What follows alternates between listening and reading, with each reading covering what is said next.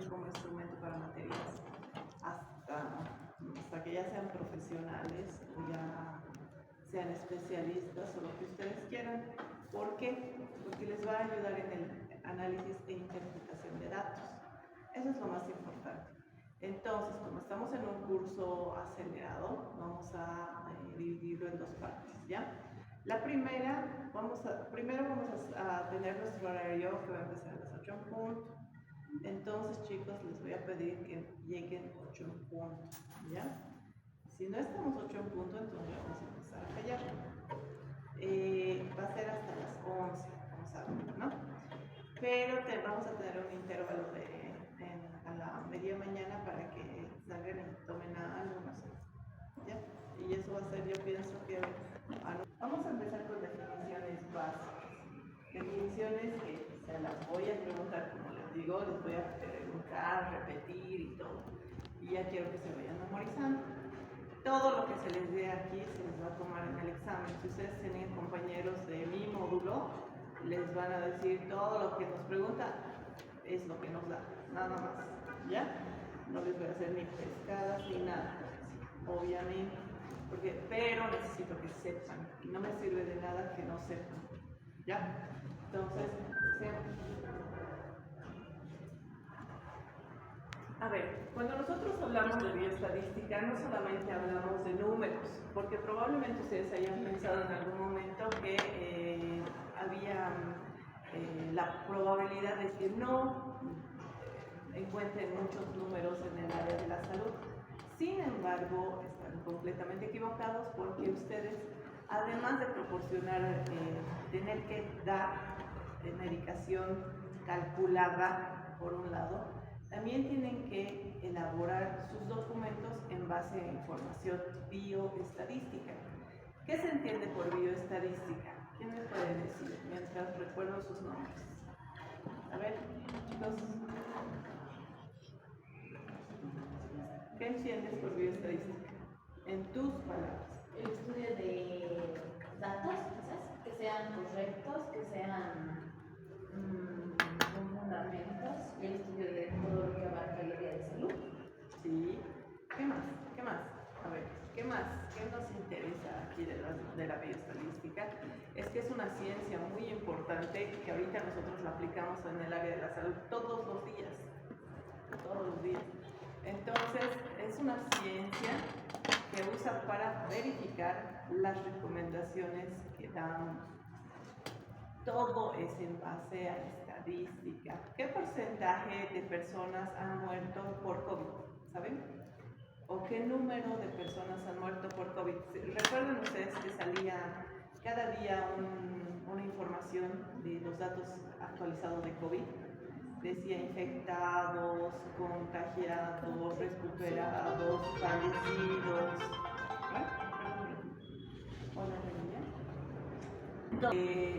Para eso nosotros tenemos que entender, si nos dicen que están 100 contagiados, o más bien, 100 casos sospechosos, 25 confirmados, ¿qué porcentaje serían esos 25 de esos 100? 25, ¿no ven? ¿Y eso significa que es un gran número o es poquito? ¿Es alto o es bajo? Tomando en cuenta que el COVID tenía una alta contagiosidad, ¿ves? Era altamente contagioso. De 100 personas, 25 eran positivas. ¿Era alto o era bajo? Era alto. ¿Por? Porque si el 25 no se puede contagiar otro 25%. Exacto. Entonces era alto. Y el nivel de mortalidad, digamos, de los, ¿qué tal si el nivel de mortalidad era de 10 personas? ¿Era alto o era bajo? A ver, piensa. Eran 100 personas sospechosas, 25 positivas y 100 mueren, y 10 mueren. ¿Era alta esa mortalidad o baja?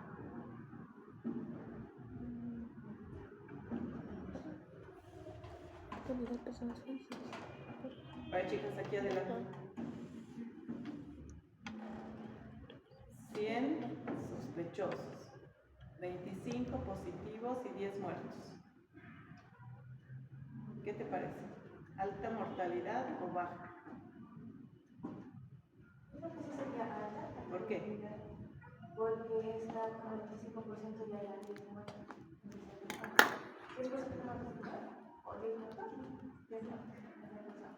Claro, son 100 sospechosos, 25 positivos y 10 muertos. ¿Por qué sería alto? Porque ya está con el 25%. Y yo creo que ya es alto, sí sería alto. ¿Por qué sería alto en la que está a tu lado? Porque bueno, estamos hablando de 100 personas. Y si de esas 100 han muerto 10 y 25 están contagiadas, también hay probabilidad de que esas personas mueran. No. A ver, ahí atrás, chicas. 100 sospechosos, 25 positivos, 10 muertos.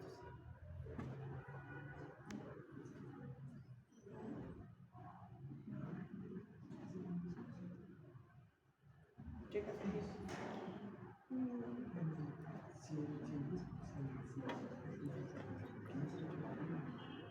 Ya pues. Dime, ¿qué piensas tú? ¿Qué te llamas? Yo, Anaí. Anaí. ¿Qué piensas? Bueno, yo pienso que las personas que Escuchen, chicos. las personas que están confirmadas igual pueden llegar a la mortalidad, pero a lo que sabía la información sobre COVID, que las personas que han muerto podían contagiar, no sé, como era por vía aérea, aún tenían la enfermedad y podría ser una alta tasa de mortalidad también. Pero, o sea, ¿es una alta tasa de mortalidad? Sí. ¿10 es alta tasa de mortalidad?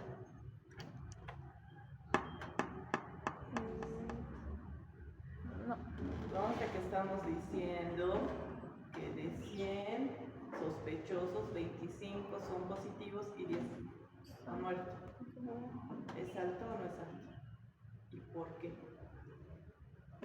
Van a ponerse pocas sus nombres hasta que los recuerden. Tú te estás dando la vuelta. Yo creo que sería una baja. ¿Baja? Sí, ¿Por qué? porque solamente son 10 personas las que han muerto, pero también hay un 25% que están confirmadas que tienen, que tendría que revisarse más datos. Es bajo. Sí, para mí sí. Chicos.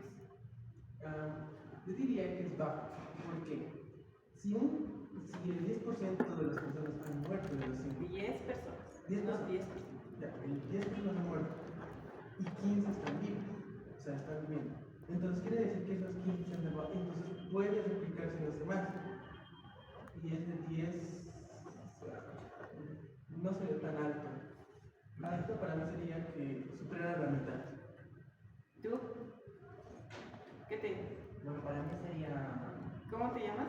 Mateo. Mateo. Para mí sería alta. ¿Por qué? Básicamente porque de 100 personas, 25% Son positivos. son positivos y 10 han muerto. Y bueno, me parece una alta tasa de mortalidad entre 25% de las personas. Sí. Bien, esa es la respuesta correcta. ¿Por qué? Son 100 sospechosos. 25 son positivos. De estos 25, ¿cuánto es el 50%? De los 25, ¿cuánto es el 50%? 13. 12.5, ¿no? Sí. 13, ya. De esos 13, 10 han muerto. O sea, es alta para los positivos. ¿Se dan cuenta? O sea que nosotros estamos viendo solo sospechosos. ¿Qué nos preguntaríamos además? A ver, ¿qué se preguntaría? ¿Qué pregunta sería lógica en este ejemplo?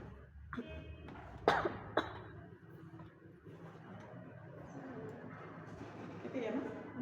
Luz. ¿Qué te preguntarías?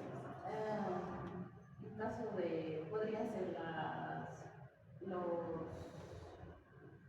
el tiempo en el que hacen las pruebas a las personas con COVID, sí, para ver si está aumentando el porcentaje. No. ¿Qué se pregunta? ¿Qué te llamas?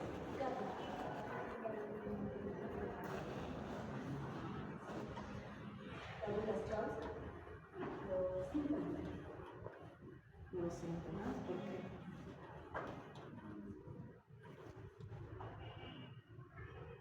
¿Qué te preguntarías? ¿Qué te llamas? Yo. Las causas de por cuáles causas es que la gente fallece más. Esa es una buena pregunta. Estamos hablando solo de este tema. ¿Verdad? Causa de muerte. Solo hemos dicho 10 son muertos, pero no hemos dicho 10 son muertos por COVID. ¿No? Entonces, esa sería una de las variables que tenemos que utilizar nosotros. Si se dan cuenta, chicos, todo lo que nosotros tenemos que hacer todos los días, cada segundo y cada minuto es analizar. Tenemos que analizar y nosotros tenemos que saber por qué. Si te dicen, se ha muerto esta persona y tú estás como en tu internado, acabadita de llegar así, ¿qué te preguntarías? ¿Por qué causa? ¿Por qué? ¿Por qué? ¿Por qué te preguntarías por qué? Te estás llegando a tu internado sin ahorita. Para tomar precauciones. Bien, excelente, para tomar precauciones. Si es una muerte por alguna infección, es de riesgo, ¿verdad? Entonces, ¿cómo tendrían que estar las personas que lo están asistiendo? Con implementos de bioseguridad. Muy bien, con implementos de bioseguridad. Entonces, si tú llegas a un lugar donde usan elementos de bioseguridad, obvio tienes que solicitar tu equipo de bioseguridad. ¿No es? Ya, muy bien.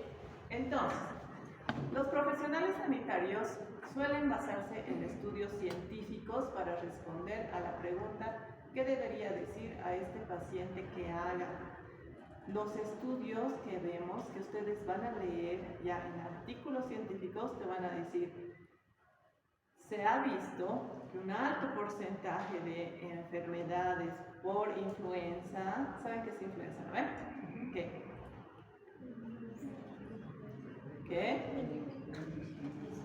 Un resfriado común puede ser, pero hay diferentes tipos, ¿no?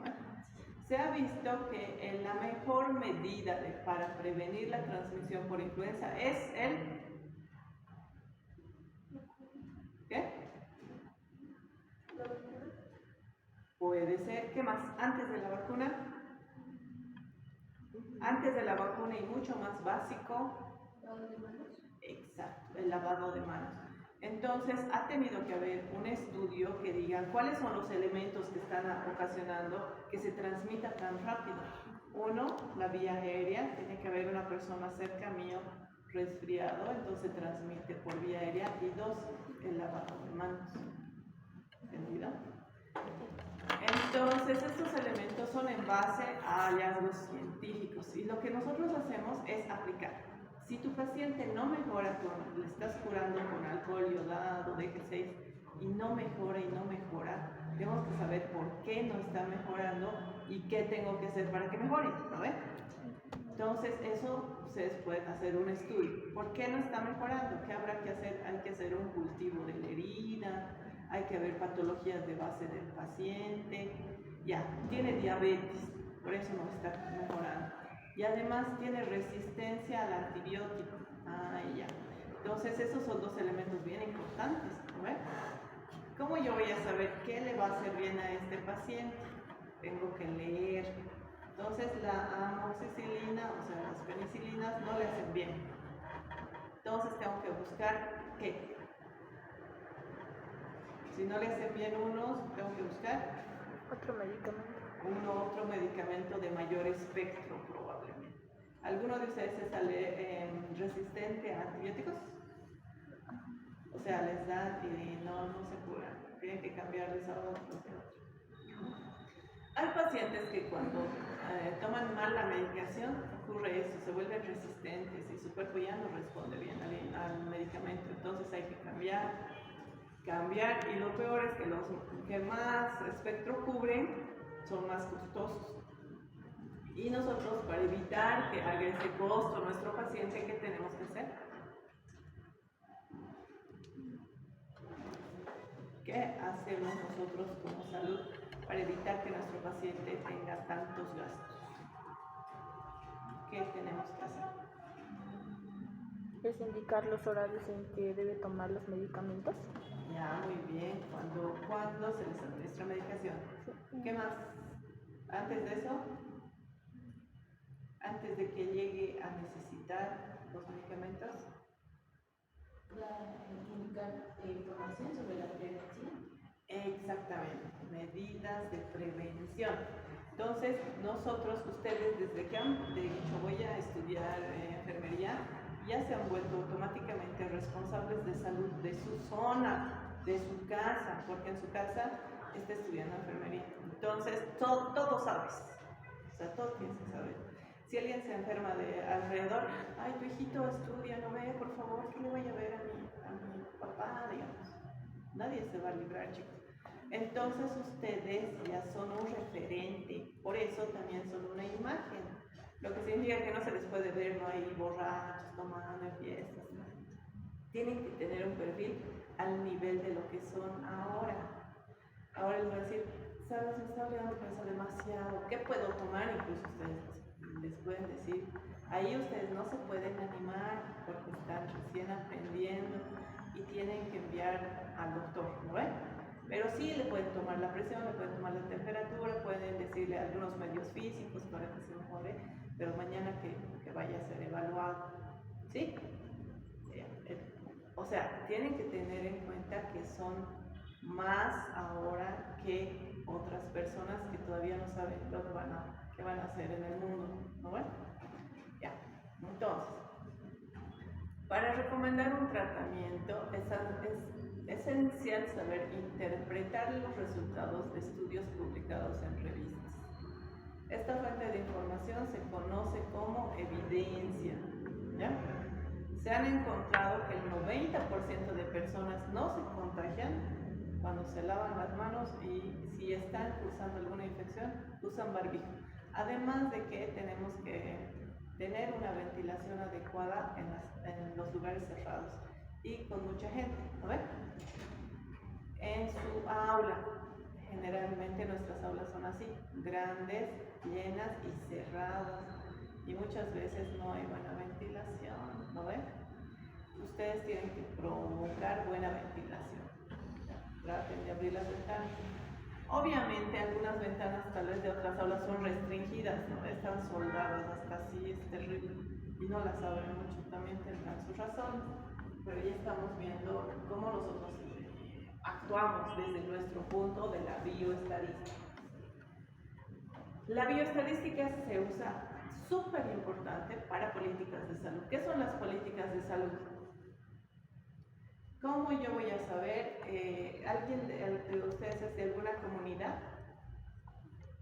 ¿Tú? ¿De qué comunidad eres? De provincia o Capata. ¿De provincia? O Capata. ¿Sabes cuánto es la población infantil? No, son varios. El lugar debe ser como unos 200 más. ¿200 niños? Sí. Menores de 5 años. Si tiene 200 niños, digamos, confiando en el cálculo que ella ha hecho, ¿no? ¿Dónde puede encontrar pero un número certero del número de personas de menores de 5 años? ¿Qué? ¿En el centro de salud? Sí, ¿y de dónde tiene que tener el centro de salud? En los registros de nacidos. Exactamente. Entonces, cuando ustedes tienen registros de nacidos vivos, ¿y qué más tenemos que tomar en cuenta? A ver, ¿de dónde salen los nacidos vivos? Las madres. De las madres.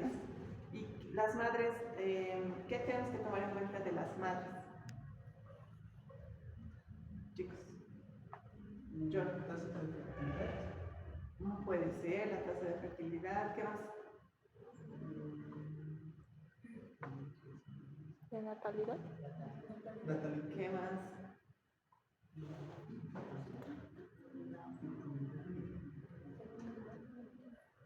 Fertilidad, ya, la tasa de fertilidad de la fertilidad de la mujer, ¿de qué edad a qué edad es? ¿Qué se llama la que está al lado? ¿Qué te llamas? Catherine.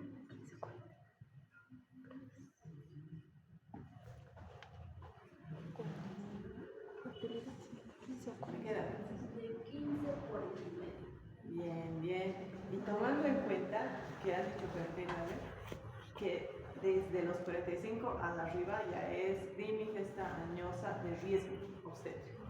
Bueno, o sea, riesgo. Es importante no solo para la mamá, sino también cromosomas del bebé. ¿Han visto ustedes el síndrome de Down? ¿No ven? Es un riesgo por la edad de la mamá y del papá. Y la esquizofrenia por la edad del papá.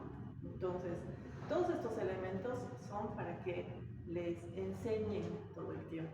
¿Cómo vamos a ver? A ver, yo como gobierno, Ministerio de Salud, ¿cómo sé cuántas tengo que enviar? ¿Cuántas vacunas a menores de 5 años tengo que enviar? Solamente por datos estadísticos. No voy a mandar a ver ya que les funcione 50. No les sirve.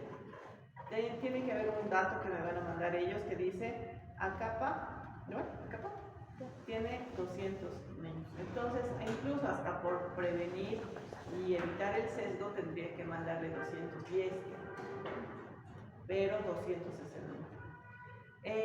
Medidas de anticoncepción, ¿de acuerdo a qué podría mandar?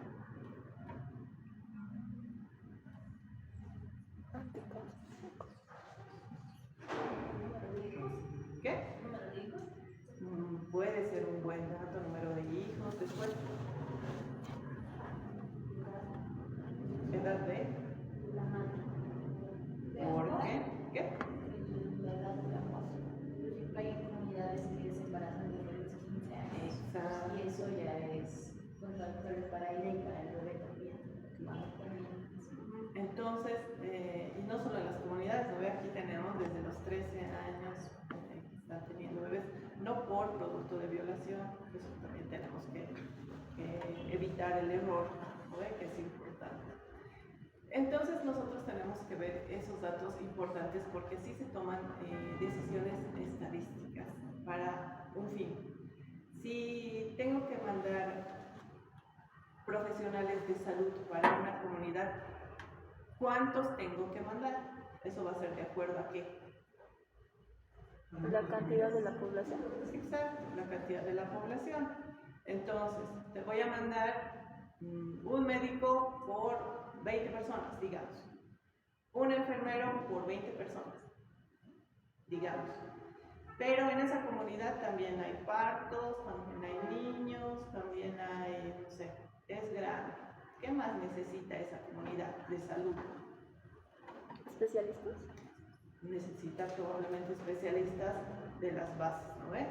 Ginecología, pediatría, ¿me entienden? Y el centro de salud, ¿qué tendría que tener? Ustedes no saben que mi centro de salud, muchos centros de salud son como el gabinete que tienen aquí a la vueltita. Tienen su camilla, tienen para tomar la presión, tienen cosas bien básicas. Pero cuando es una población mayor con diferentes grupos etarios, porque son grupos etarios, ¿no ven? Entonces tengo que tomar otras decisiones y va a depender de mi mandar, ¿no? Más profesionales. Ya, entendí. Entonces, los administradores confían en los estudios como una guía en el desarrollo de programas diseñados para proporcionar un ciudadano más eficaz con el costo más bajo. Necesito que ustedes entiendan lo que vayamos a leer con relación a información estadística para proporcionar más salud. Ustedes van a hacer pedido, por ejemplo, apaga eso. Van a hacer pedidos de equipos de curación, por ejemplo. ¿Ustedes ubican el Batacamaya? Sí. Batacamaya, ¿qué características es? ¿De alto riesgo de qué? ¿Qué pasa en Batacamaya? ¿De qué se caracteriza el hospital de Batacamaya? A ver. ¿No? ¿Se ubican dónde está Batacamaya? Sí, pero Su centro. su centro no. Ya. ¿Se ubican dónde está? Sí. Sí. ¿Sí? Entre La Paz y Oruro. Oruro. eso es carretera, y en la carretera ¿qué hay? Accidentes. Entonces el hospital tiene que estar equipado para resolver de forma inmediata situaciones de emergencias. Bueno, ¿cómo vamos a saber eso? Si el personal tiene que ver si tiene equipos de curación, si tiene quirófano, si tiene un lugar donde se haga atenciones inmediatas, tiene que saber el personal. Entonces el personal va a decir, necesito 100 equipos de curación, necesito agujas, necesito esto y el otro, toda la lista de cosas, ¿no? Y eso necesita un presupuesto. Entonces el presupuesto va a depender de los datos estadísticos también que se puedan dar. Si dice la persona encargada, necesito 200 bolivianos, digamos, bueno, pero la realidad es que necesita 2000, ¿van a tener estas personas toda la atención necesaria? No. Obvio que no van a tener nada de nada. Entonces es una responsabilidad extra que tiene, mayor, ¿entendido? Ya. Entonces, el estudio de la demografía y la bioestadística recorre pues hace miles de millones de años. ¿Por qué? Porque han empezado a investigar y a darse cuenta que diferentes enfermedades se agrupaban en sectores. Es interesante. Ustedes han visto cómo ha sido lo de la fiebre tifoidea. Era interesante, donde había una región donde generalmente había mucha población, de pronto se estaba contagiando. ¿Y de qué se contagiaban? ¿Qué provoca la fiebre tifoidea?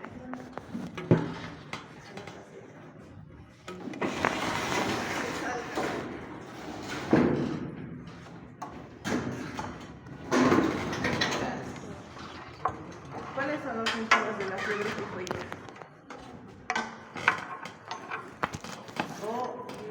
No fiebre tifoidea, infecciones gastrointestinales. ¿Cuáles son los síntomas?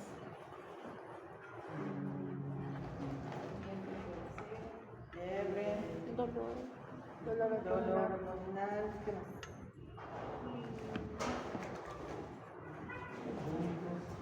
Vómitos, ¿qué más? ¿Tiene un marcador de agua? ¿Nadie? ¿Nadie?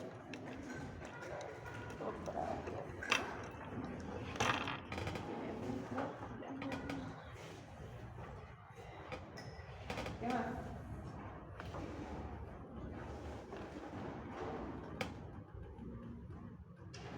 ¿Qué más tienen de esos síntomas? Diarrea, pues, diarrea.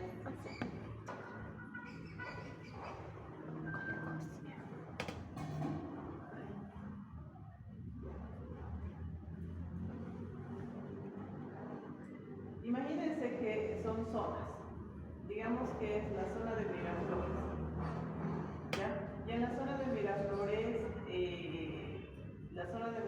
se puede dividir en diferentes sectores.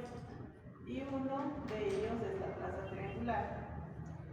De modo que la Plaza Triangular llamaba la atención porque cada vez venían personas de la Plaza Triangular con infecciones gastrointestinales. O más bien, personas al hospital y les preguntaban, obviamente dentro de sus datos demográficos, ¿de dónde vienen? ¿Dónde residen? Bueno, es la pregunta, una de las preguntas que tenemos que hacer. Y la coincidencia era que todos decían en la Plaza Triangular. Entonces, ¿qué tengo que pensar yo, ustedes? ¿Qué tendría que pensar? Viene otra persona con diarrea, fiebre, vómitos, dolor abdominal. ¿De dónde vienes? De la Plaza Triangular. ¿De dónde vienes? Así, miles. ¿Qué tendría que hacer yo? ¿Qué tengo que pensar, sospechar?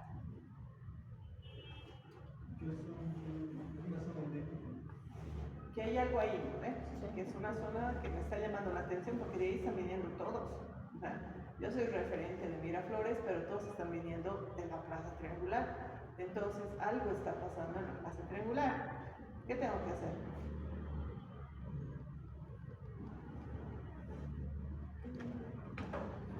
dar medidas de prevención.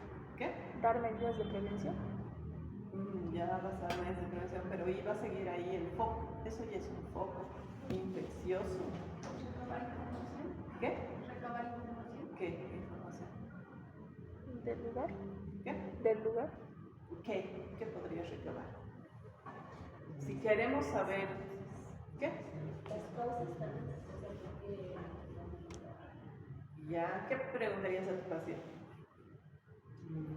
¿qué has comido por ese lugar? ¿En qué lugar? No tiene Triangular. Ya, primero, ¿dónde? ¿No ves? Si empiezas por qué has comido, he comido ceviche, digamos. ¿Dónde? ¿En qué? Porque son 20 kioscos, ¿no ves? Entonces, ¿en cuál se van a encontrar? O de pronto es que he comido salchipapas y todos vienen con el mismo dato. Entonces puede ser que el foco de infección en la plaza triangular sea un puesto, un restaurante. ¿Ustedes qué tienen que hacer?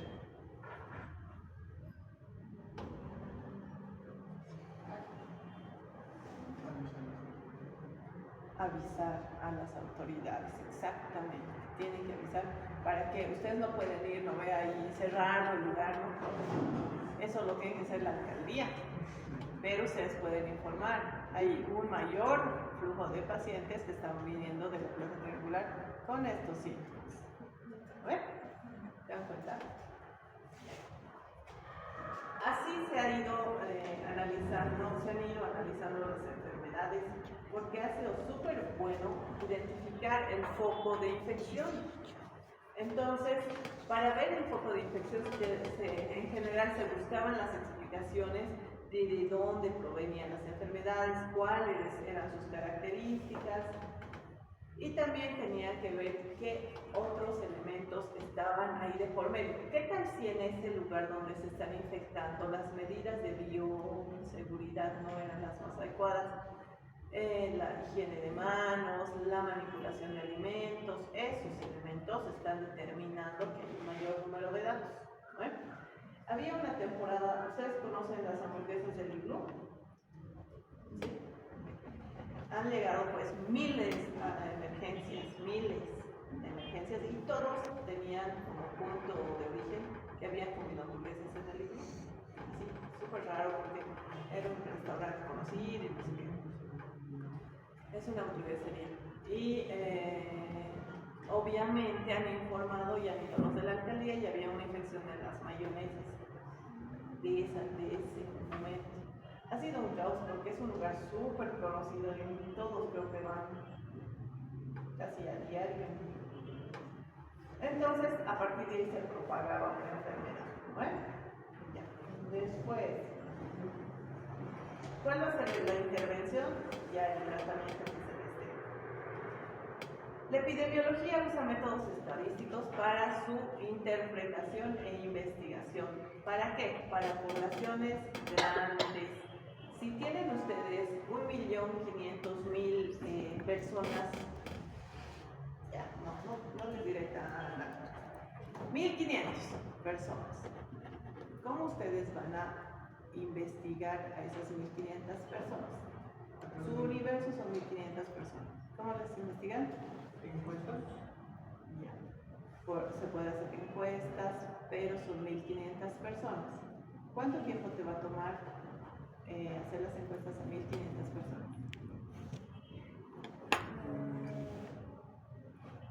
Sacando una muestra podría ser. Exactamente, muy bien. Entonces, para tener un dato, vamos a tomar una muestra. Y para ustedes, que necesito que hagan lo siguiente. Se van a descargar del internet una calculadora estadística. ¿Tienen?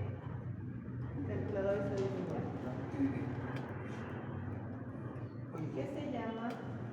EpiInfo.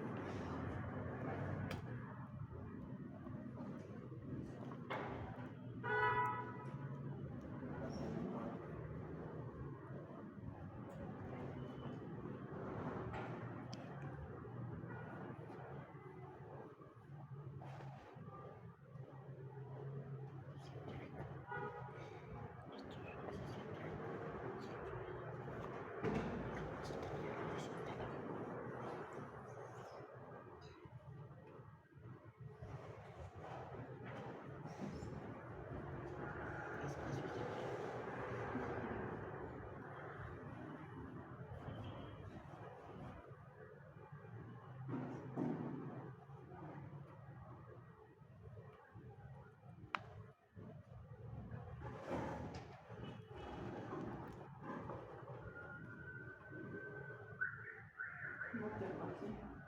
Descargar. A ver, entren a su internet, al Google Epinfo.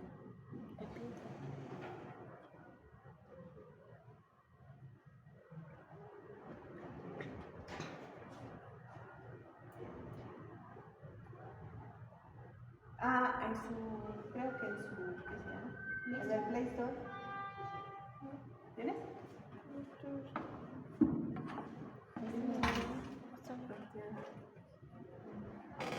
Las personas tenemos que tener una muestra representativa de la población. ¿Oye? Y esa muestra representativa, van a ver ustedes que cuando hacemos estadística inferencial, vamos a transportar la información de la muestra a todo el universo. ¿Para qué? Para tener una información que fluya adecuadamente. ¿Ya? Van a hacerlo en el intervalo. Entonces, una vez que ustedes tengan la muestra, el número va a ser mucho más fácil. Digamos que tu muestra te sale 350. A esos 350 es mucho más fácil aplicar, ¿no? Tu encuesta que a 1500. Entonces vamos a tener una mejor, vamos a ganar tiempo y dos, vamos a tener mayor precisión en nuestros datos. ¿Ya? Por eso nosotros vemos cómo medir y cuantificar. Van a hacer con el celular después, guardar tu celular. Incidencia y prevalencia son los primeros datos que ustedes, o las primeras definiciones que necesitan que ustedes recuerden. ¿Ya? Las enfermedades pueden cuantificarse por sus tasas de incidencia. La tasa significa o implica algo que está ocurriendo a lo largo del tiempo. ¿Ya? En el caso de incidencia, nosotros vamos a entender la incidencia como el número de casos nuevos de una enfermedad. Número de casos nuevos de una enfermedad durante un periodo de tiempo. Generalmente, ese periodo de tiempo es un año. ¿Ya? Y se divide por el número de personas en riesgo. Entonces, si mi número de personas, incidencia, número de casos nuevos es de 25,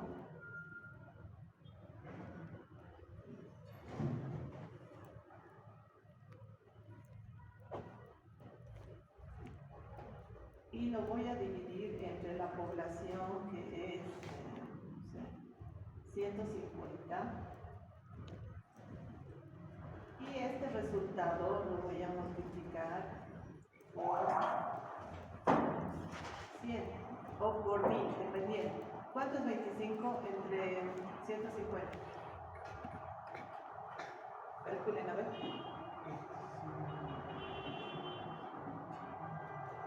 150.000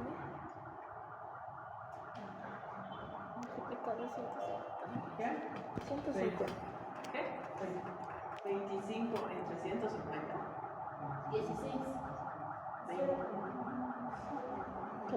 25. ¿Cómo pues 25 entre 150? ¿No la regla de 3? Ah, sí.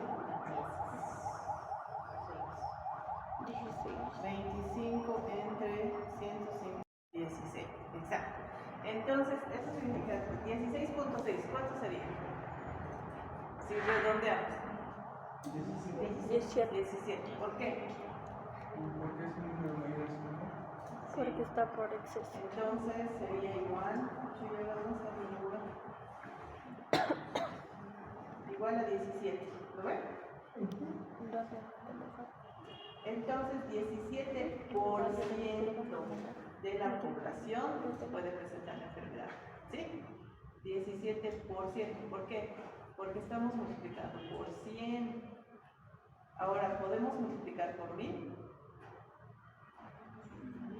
Sí. Sí, pues depende de la población, depende del cálculo. Sí. Por ejemplo, entre 15.000, ¿cuánto sería? Sí, serían los 25, no, 25, 12, Primero era por dividido era.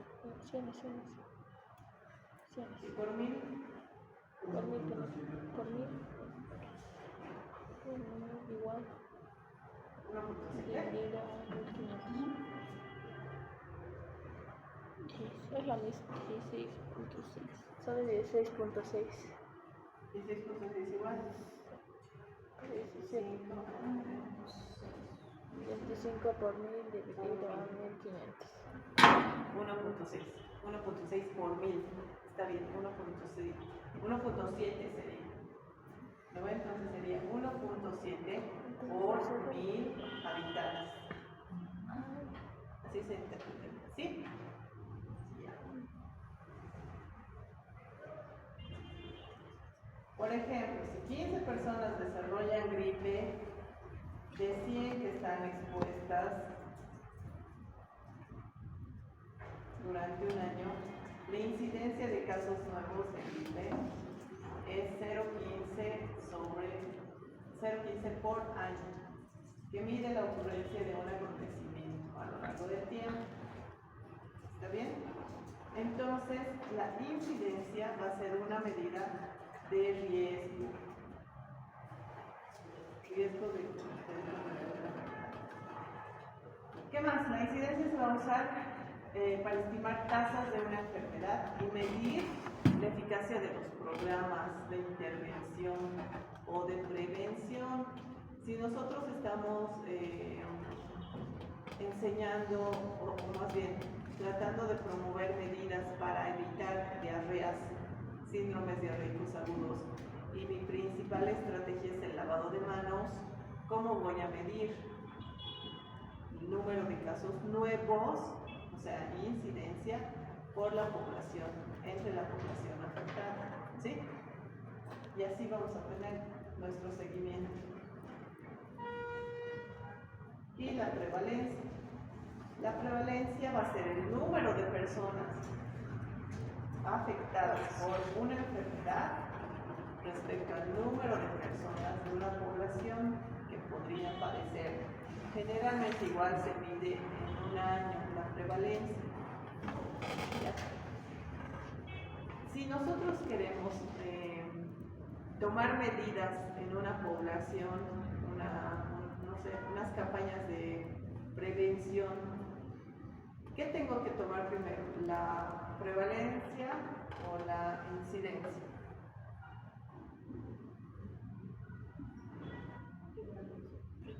¿Qué? Prevalencia. ¿Por qué? Porque ahí se va a recolectar datos de las personas afectadas. Ya, muy bien. ¿Y la incidencia? La incidencia va a ser las personas que aún no han sido afectadas. Sí. Bueno, como voy a hacer mis campañas de prevención, la incidencia como son casos nuevos, me va a demostrar si ha funcionado o no mis medidas de prevención. Ya, mis campañas de prevención.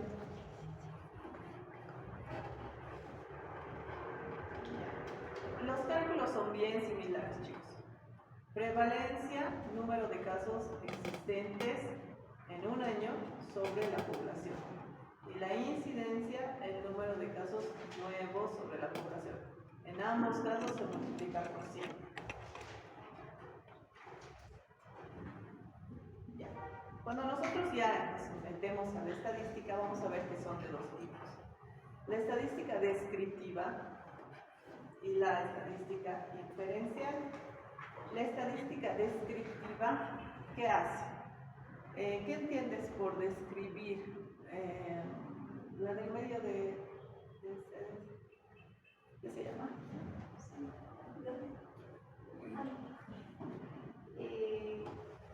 Que va a describir detalladamente. ¿Qué entiendes por describir?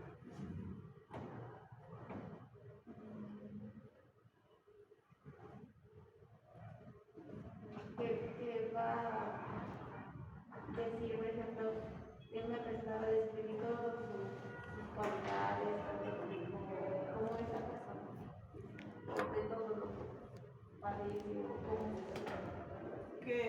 describir, la de la...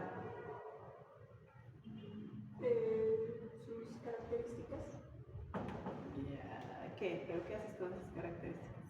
Puedes enunciar las características de algo, porque solo estamos hablando de la palabra describir, ¿no? La estadística descriptiva describe cosas, describe. Entonces, ¿cómo voy a describir? La universidad, a ver, describir la universidad. ¿Quién puede describir la universidad?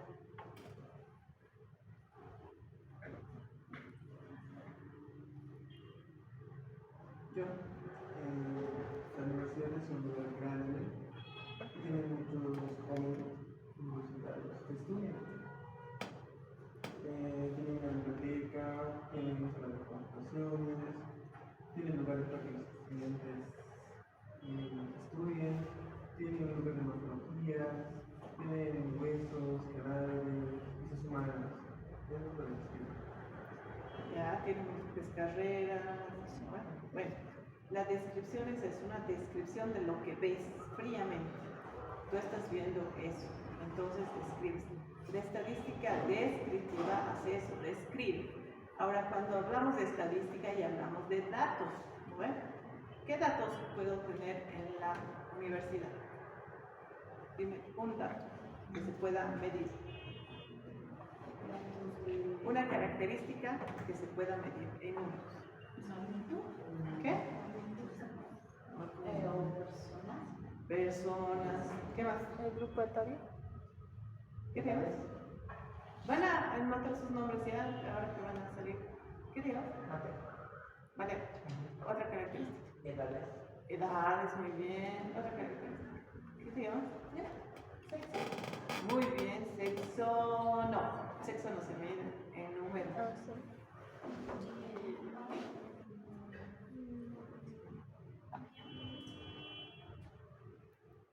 Estudiantes. Número de ciertos. ¿Qué más? ¿Qué más? ¿Qué más, chicos? A ver ahí, las tres que se hacen a las locas. Vénganse a este lado porque cada uno está en su mundo. ¿Qué más? ¿Qué más? Grupo etario. Características numéricas. ¿Cuántos estudiantes hay? Número de estudiantes por carreras. Antes de eso, el peso de cada mochila se puede medir. El flujo de movimiento de libros en bibliotecas. Bueno, ustedes han tenido en algún momento una formación virtual, ¿no ven? ¿O no? ¿Sí? Ya. Cuando han tenido formación virtual, si era un programa especializado para educación, se podía ver a qué hora ha entrado Claro, sí. Anaí. Anaí, cuántas veces ha entrado a la plataforma, cuántos minutos se ha quedado en esa plataforma. Se podía medir. Entonces si se podía medir, entonces yo podía ver la población de primer, de cuarto o de secundaria, por decirles, cuando han estado virtuales, ha tenido un flujo de medio de 4 horas estando en el aula, y después de esas horas han entrado, un 50% ha entrado todavía a las aulas a ver el material bibliográfico. Ahora ustedes igual en biblioteca es cuando hacemos, ¿qué ha habido recientemente? La acreditación, ¿no? Se mide eso. Se mide cuántas personas repiten el año. ¿Cuántas? De esas, ¿cuántas en qué edades están? ¿Por qué repiten el año? Muchas veces por abandono, pero ¿por qué abandonan? Por trabajo, por, no sé, porque se han cambiado de vivienda, por aplazos. Entonces se mide, todo se mide. En las bibliotecas se mide cuántos libros hay. Hay 1020. De los 1020, ¿cuántos libros sacan los estudiantes? Y es bajísimo lo que sacan ahora los estudiantes. ¿Por qué? Porque ya hay la facilidad del internet. Del internet, ¿qué se puede medir? exactamente qué páginas son las más concurridas. Entonces se ve el número de veces en el que se entra a las páginas. ¿Ustedes se acuerdan cuando el alcalde ha dicho, no queremos, algo ha dicho del internet, pero el mayor porcentaje de visitas al internet es pornografía? ¿Cómo vamos a querer dar más internet si la usan para eso? Entonces es obvio. Tendrían ustedes que tener la ventaja de tener revistas indexadas por la universidad. El encargado de biblioteca tiene miles de libros virtuales. Si los tiene, úsenlos. El de biblioteca general y lógicamente a la biblioteca especializada de la carrera le puede pasar. Miles de libros.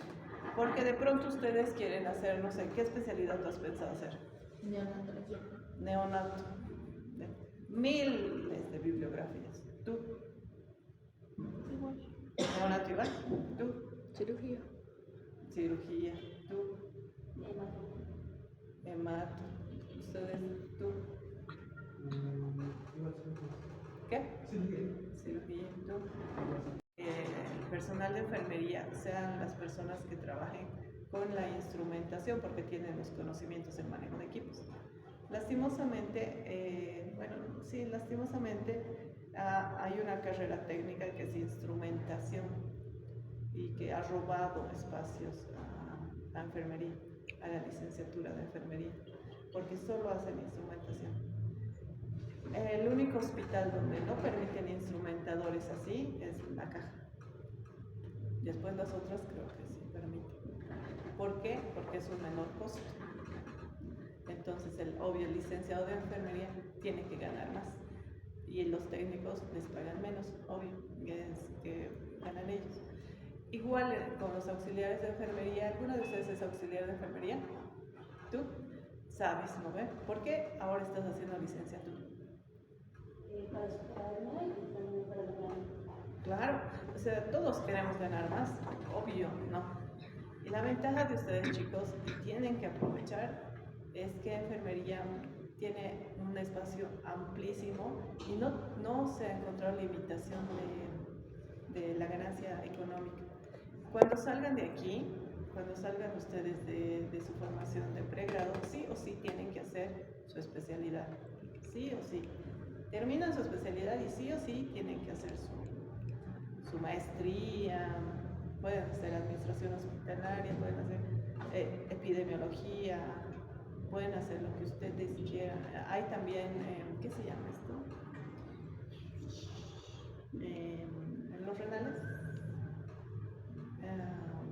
diálisis. Hay en diálisis, especialización en diálisis. Lo que no estamos sacando todavía y ya tenemos que sacar sí o sí es psiquiatría, enfermería psiquiátrica.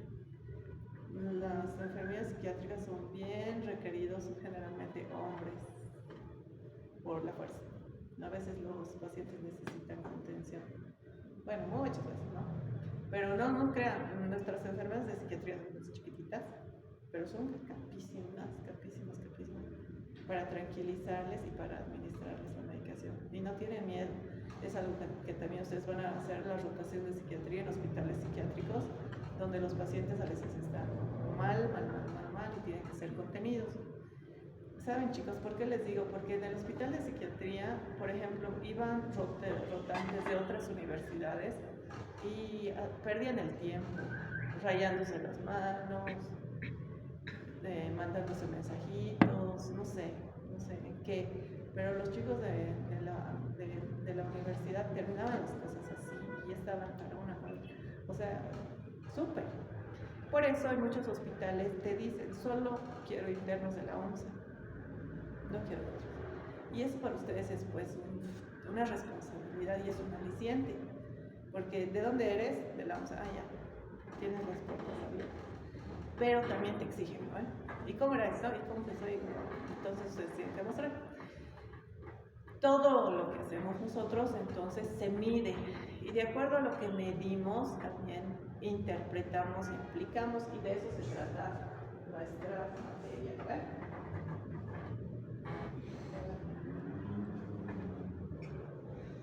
vamos a terminar esta parte y van a ser 10 minutos porque se han perdido media hora al ingreso. Tenían que dejar todos sus papeles hasta el viernes, ¿no ve? Ya. Hasta hoy. Hoy era el único día que se ha habilitado para entregar. Ya. Les voy a creer. ¿Qué es esto? Una gráfica. ¿Qué? Una gráfica. Ya, no es gráfico, es una tabla. Ya quiero que ustedes empiecen a identificar bien, ¿ya?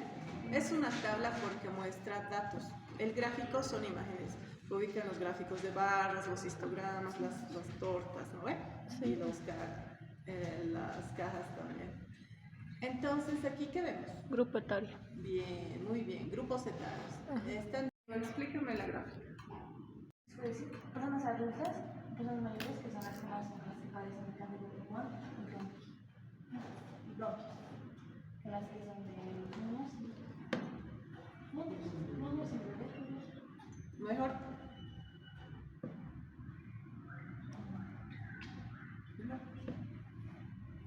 ¿Tú? ¿Yo?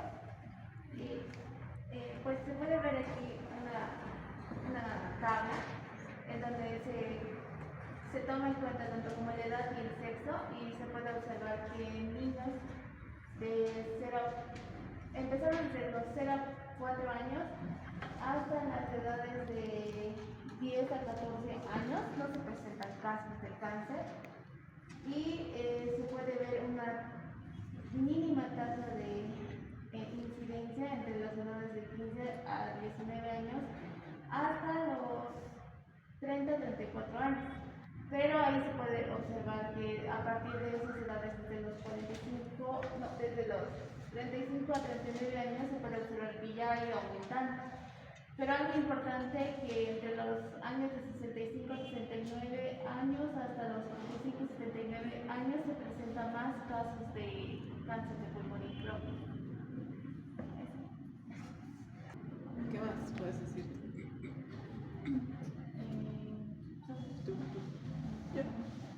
Podemos observar que en el caso de los hombres son los que más presentan cáncer de pulmón y bronquios, porque tienen una mayor cantidad. Bueno. ¿Qué más? Anual por cada 100 personas. Es más importante que los hombres tienen más posibilidades de tener cáncer de pulmón y bronquios. Porque los hombres tienen más, bueno, puedo ver que los hombres tienen mayor posibilidad de tener este cáncer, ¿no? Y que la mayoría de las personas son de 60 a 64 años de edad. O sea, del total son más de 60 a 64. No, las personas más tendencia de tener esta enfermedad o este cáncer es entre los 60 y 64 años. No. Es 5 a 79. Sí, 75 a 79 años. Pues eso es cierto.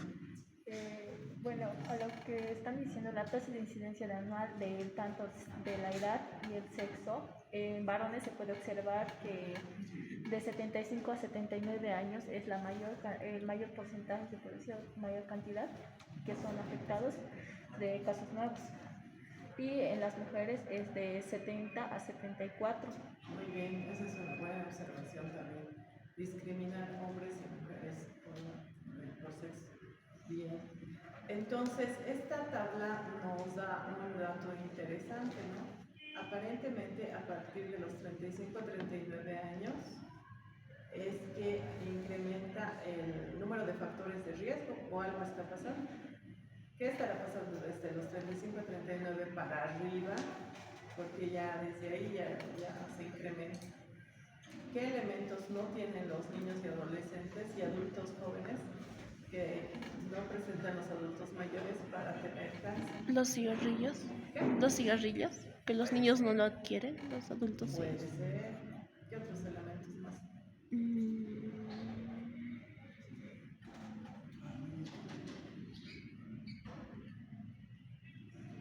¿Qué otras cosas pueden dar cáncer?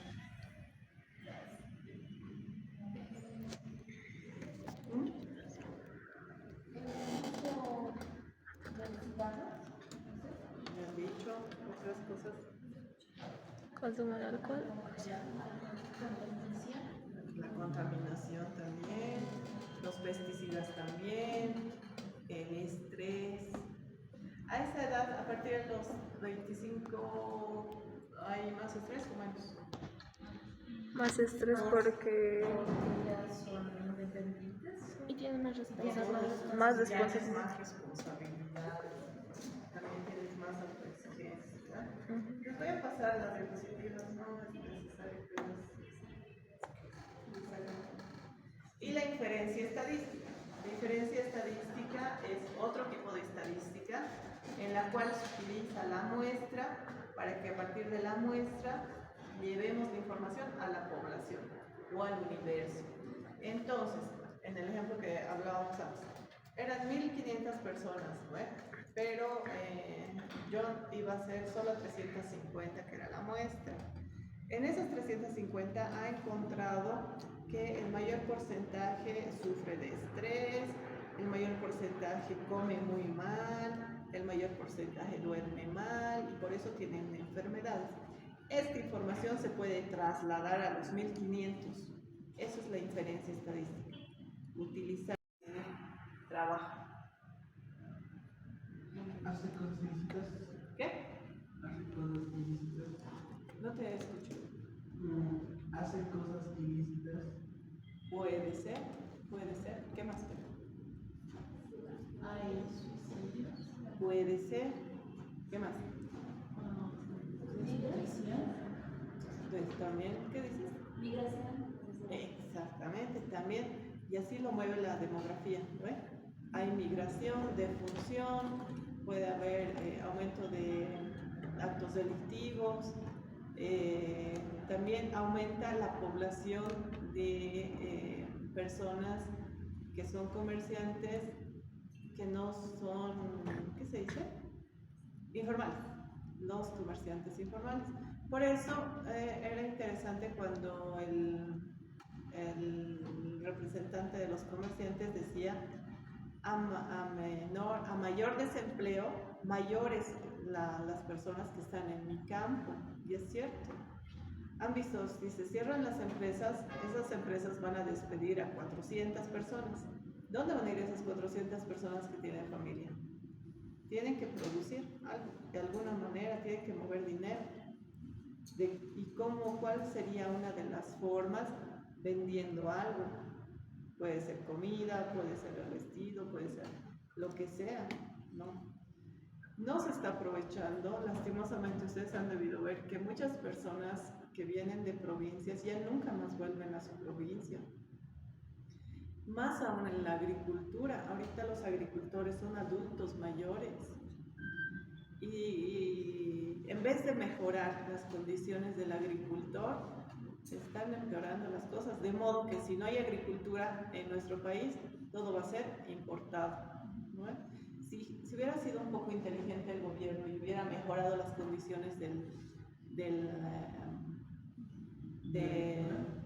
¿perdón?